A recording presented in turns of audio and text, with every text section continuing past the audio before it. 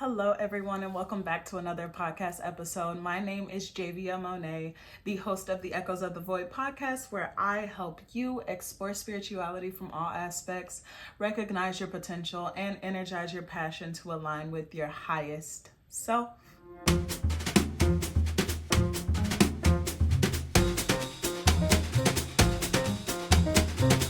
Let's start by talking about the fact that you found yourself here for a reason.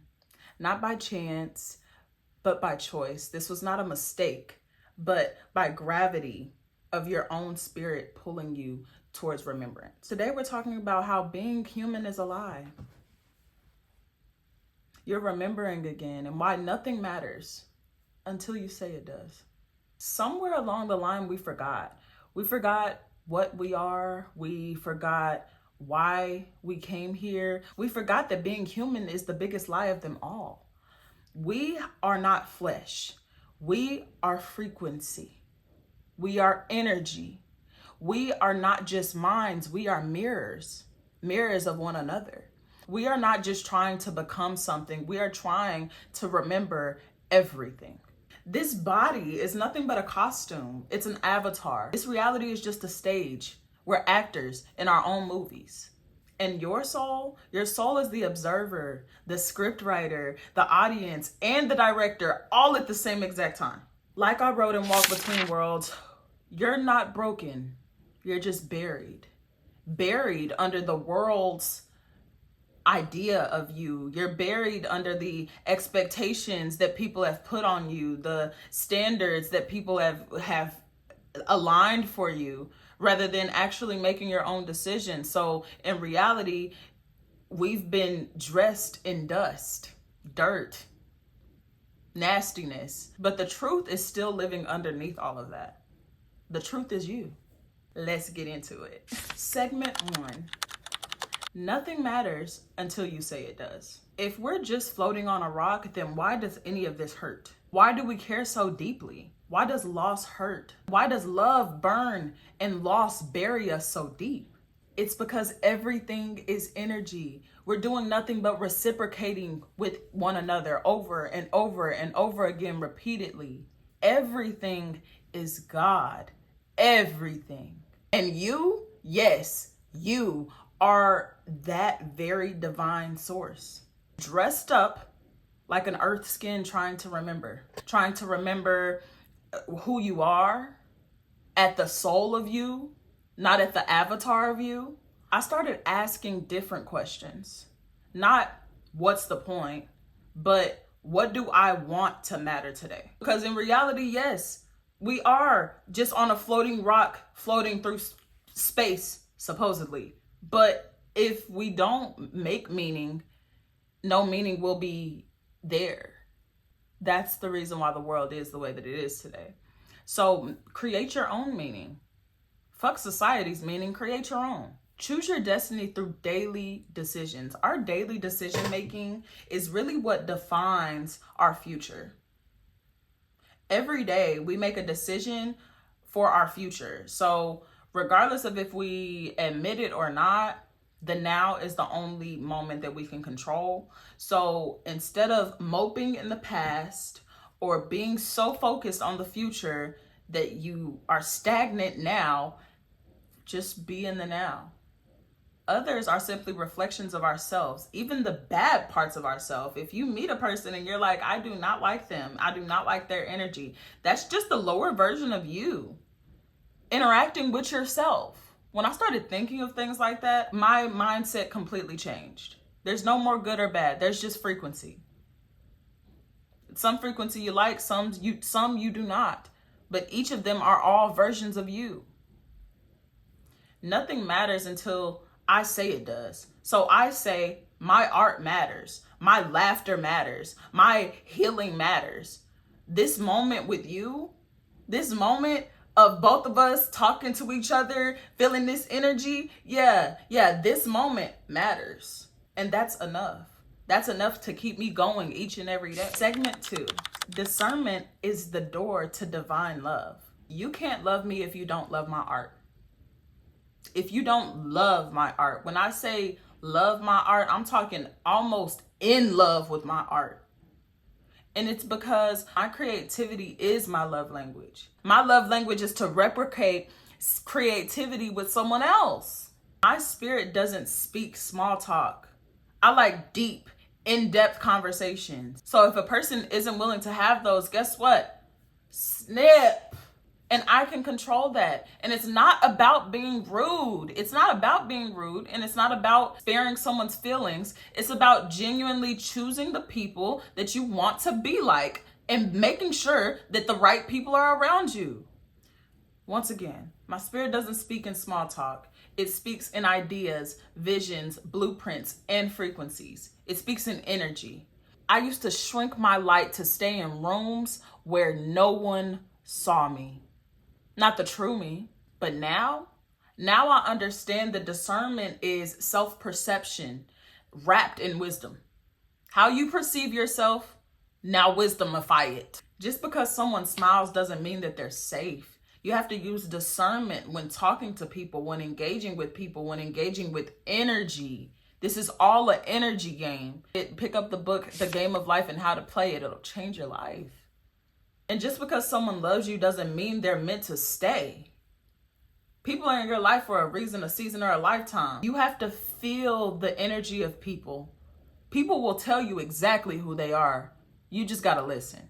That's not paranoia. That's intuition unchained. Use your intuition. You were born with this natural gift of reading energy, and your body actually reacts to it. Those butterflies may not be butterflies, Bookie. Those butterflies may be your body telling you that it's not a good person. I love everybody still, right? Even the ones who did not treat me how I should be treated. But I can still love them from galaxies away. I'm full of love. I'm full of joy. I'm full of light. And so are you. You're full of love, you're full of light, you're full of joy. And you should say that to yourself every single day when you talk in the mirror. You should also say that you will not let it be drained from you. Because I am full of love, but I will not let that be drained from me. And you shouldn't either. Every single day you should be affirming your ideas, mindset, and where you want to go. Do it. Change your life. Segment 3, the power of the present moment. Life gave me the illusion of control so that I could learn to surrender. It let me fall in love with planning so that I could fall harder into presence. I read The Power of Now, Becoming Supernatural. Then Travion Adams handed me the gift of being present. And that book said, your life is not in the next success, it's right here. I began breathing on purpose. I started using silence as a medicine and meditation as a mirror. My breath became my compass. Wearing this compass, looking at a compass, always compassing, all encompassing this reality. Breathe. Your breath is your consciousness. Breathe. That's the only thing that keeps us here. That's how you stay alive. When I forget who I am, I return to my breath. And you should too. When the world spins too fast, I come back to now. And trust me, I am by no means perfect. I am not at all saying that I'm perfect, and neither are you. None of us are. We're humans. We're variant because human is the lie. When the world spins too fast, I come back to now. Not because it's trendy, but because it's where freedom lives for me. And that could be where freedom lives for you. Presence is your portal. Awareness is your sword. And stillness is your shield. You're golden. You're a miracle. You're a miracle. It's a miracle to be able to observe your life and at the same time be doing your life. And you're the playwright. Segment 4. Death is a destination, not a threat. Death used to terrify me. When I say terrify me, I mean there was this one time where my dad and mom had told me a story about this little boy that was their friend before in like elementary school, and the little boy hid under the bed whenever there was a fire that happened or whatever, and he died in that fire. Hurt my little old heart. And, you know, they told me this story with good intentions because they were teaching me about how, you know, how to open a window if a fire starts, how to, you know what I'm saying? All of that different type of stuff, you know what I'm saying? Which I love them. I love my parents. I love them. But wow, I was terrified. When I tell you I was grounded during that time, and I had to watch some TV to go to sleep that night, and still didn't go to sleep that night. I used to be so scared of death. Now it just feels like walking into another room barefoot. It feels like when you're grounding and you reconnect to the earth, it's just me against me, still me, just somewhere else. A near-death experience actually opened my eyes. I almost got into a really terrible car accident. When I say really terrible, it was going to be very bad. But when you see others passing on, seeing the governmental still trying to milk their existence through systems, paperwork, and money, it woke me up. It made me realize that we've been lied to about these endings. Where death used to be something where when someone in your family passed away, you would bury them in your backyard and have a nice ceremony and everything like that. Now it's become just another means to milk the cows, another means to turn your money into someone else's currency.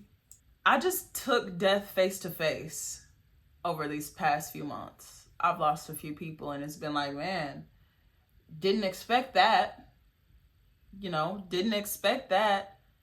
And in the beginning, I was moving with a lot of fear, but now it's not fear, but just understanding. I'm just moving with understanding at this point. Me reframing death to be a experience, a journey that we all get to one day, reframing it in that light is nothing but a protection mechanism, a spiritual buffer zone. It's just there to prepare me for my time to leave my skin behind. That's it. That's all. It's just preparation. And now I don't even fear death. I don't fear it at all. I fear not living fully while I'm here. I fear not making an impact while being on the earth, while being in this avatar body. Every breath is a countdown to that death day. And that's okay, but use it. That death day isn't even the end, right? It's not a journey to an end, but to the beginning of the next dimension. And that is a miracle. That is miracle in motion. You're writing your motion picture that evolves into a different motion picture. That's wonderful. All right, y'all, it is time for a song. Stop with the attention seeking, actions do the speaking. Casting is the vision, a marathon of missions. Negative thoughts and feelings, affirm what you weep in. Single-minded weakens, organized, energized, mobilized, but reset.